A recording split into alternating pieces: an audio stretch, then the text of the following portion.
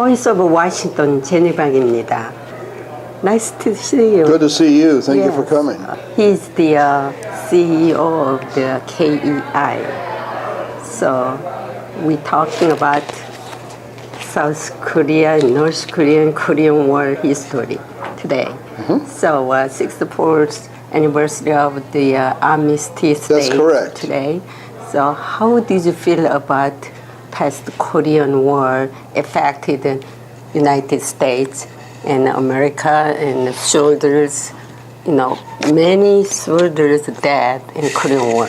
How did you feel? Well, that's quite a question that could take years to answer because it took years in order to bring everything to fruition.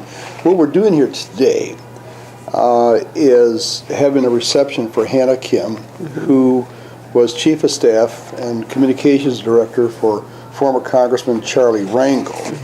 He's the only living former U.S. Congressman who is a Korean War veteran.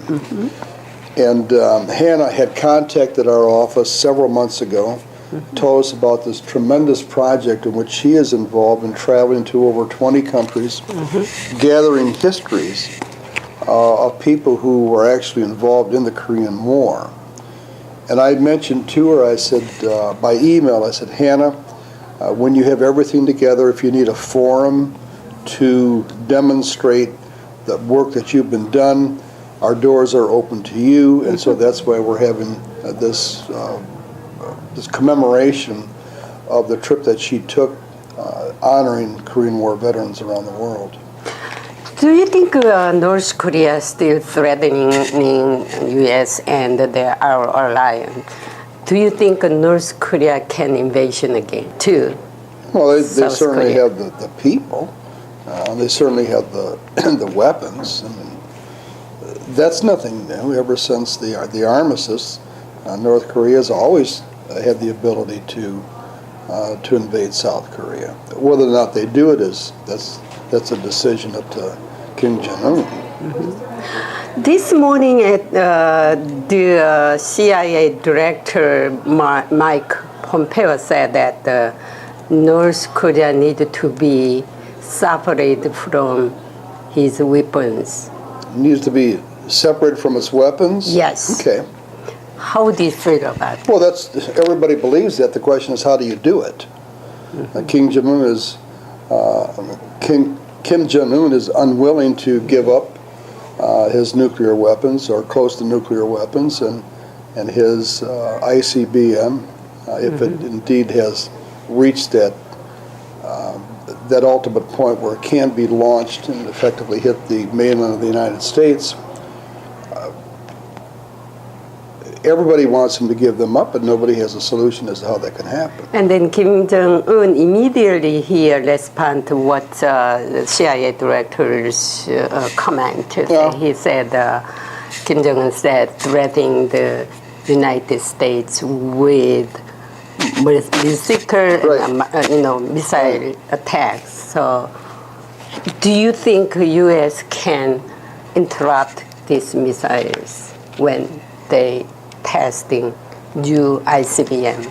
Well, it's the question is what the United States can do, not what it wants to do or not what it's ideal, because this is not a situation.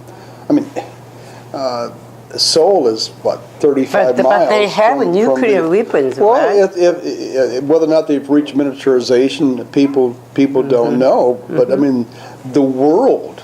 Versus Kim Jong-un doesn't want them to have nuclear weapons, including China.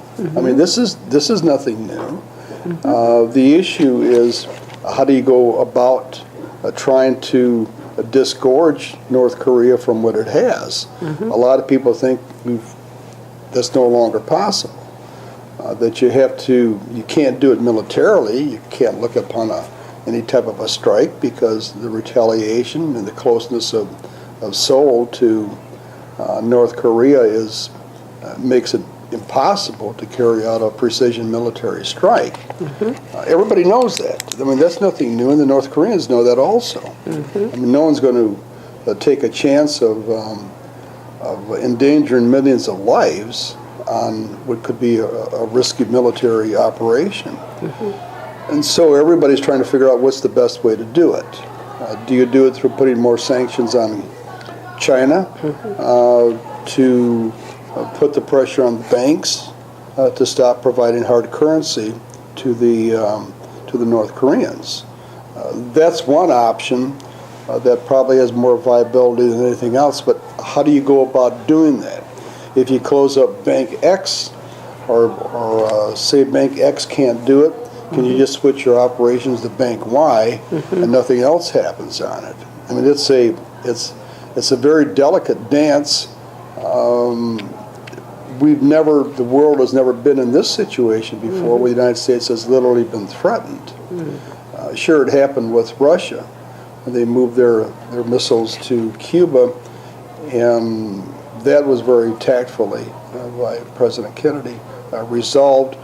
But you had somebody as hard-headed on the other side in Russia that said, well, we're going to back off on that. Okay. Thank you very much. You bet. Nice to meet you. Thank you. Thank you. See you.